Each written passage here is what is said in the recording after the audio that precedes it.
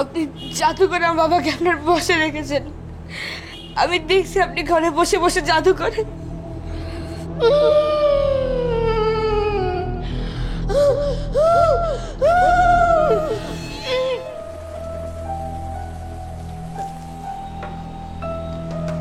উনি আমাদের অনেক মারে, রিমিকেও মারে। আমি 3 দিনের জন্য ঢাকার বাইরে যাচ্ছি। আপনি একদম দুশ্চিন্তা করবেন না বাবা। আমরা না ওস্তাদ বিবির কাছে পড়বো না, তুমি ওনাকে ছুটি দিয়ে দাও। কেন, কোনো সমস্যা? বলো বলো বলো।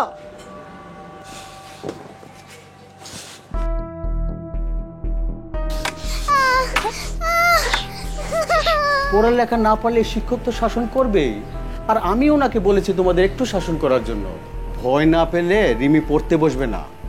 যাও, তুমিও পড়তে বসো, আমি ওনার সাথে কথা বলবো। আমি 3 দিনের জন্য ঢাকার বাইরে যাচ্ছি। আচ্ছা, ওদের পড়ালেখার কি অবস্থা? খুব একটা ভালো না, দুইজনের একজনও পড়া মনে রাখতে পারে না। তবে আপনি ভাববেন না, আমি সামলে নেব। আসলে আমি তো ওদের সময় দিতে পারি না। বলতে গেলে আপনি ওদের গার্জিয়ান।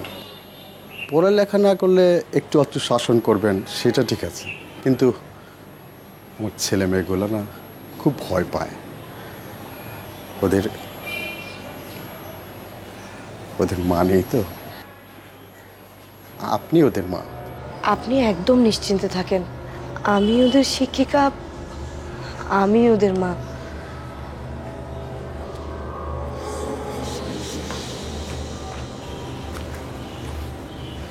মা, বলো দেখো, বাড়ি যান একটু। দীপু,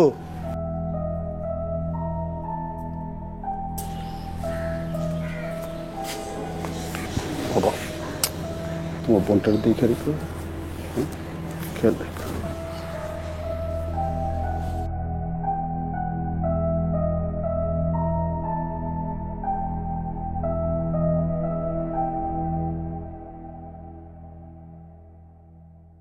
আপনি একদম ভাববেন না।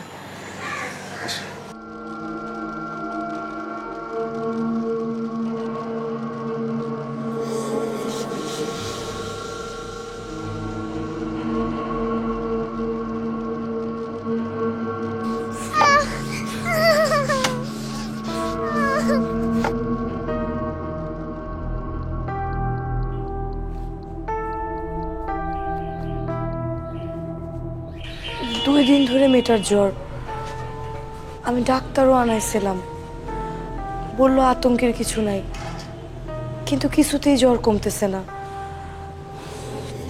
কি যে করি কিছুই বুঝতে পারতেছি না।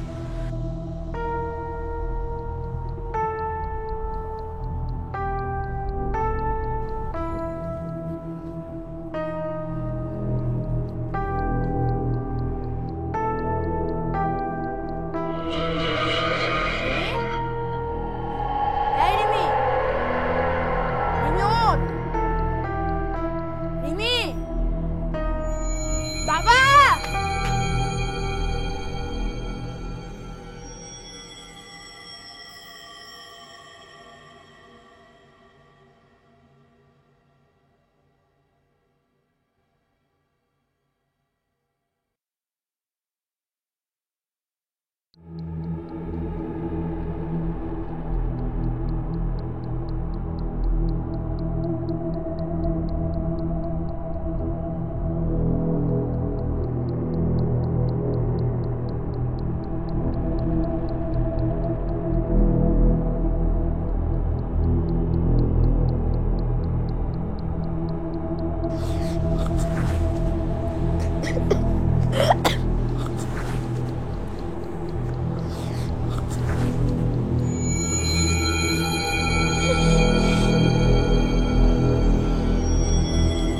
মানুষের হায়াত যতদিন থাকে তার থেকে চাইলেও সে একটা দিনও বেশি বাঁচতে পারে না।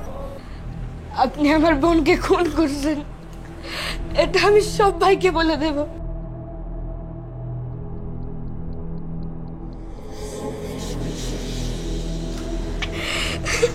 আমি যা বলার তা আগেই বলে দিচ্ছি। যা তোমার বাবাকে গিয়ে জিজ্ঞেস করো তো, দেখি সে কি বলে। আপনি জাদু করে আমার বাবাকে আপনার বসে রেখেছেন। আমি দেখছি আপনি ঘরে বসে বসে জাদু করেন।